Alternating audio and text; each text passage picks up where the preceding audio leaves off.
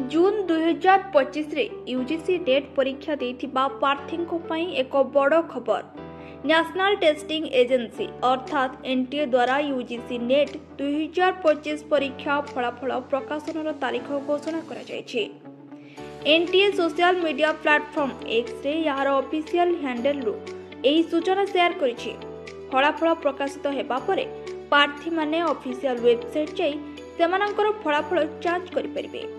UGC net जून 2025 फलाफल केबे आसिबो एही आपनक मनरे प्रश्न अछि। तेबे आसंतु जानिबा एनटीए द्वारा एक्स रे यार ऑफिशियल हैंडल रु करा जायथिबा पोस्ट अनुसार यूजीसी नेट जून 2025 परीक्षार फलाफल 22 जुलाई रे घोषणा करा जिवो।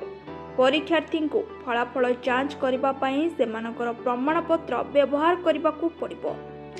तेबे आसंतु जानिबा किपरि जांच करिवे रिजल्ट।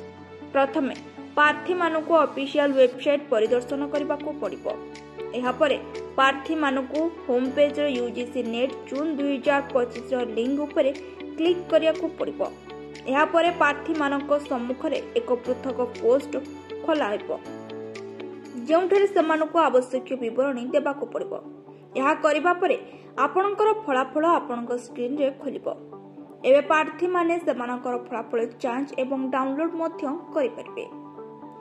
तेबे जदि आम वीडियोटी भल लागिथिबो लाइक शेयर सब्सक्राइब करबाकू जमारे भी भूलिबे नाही।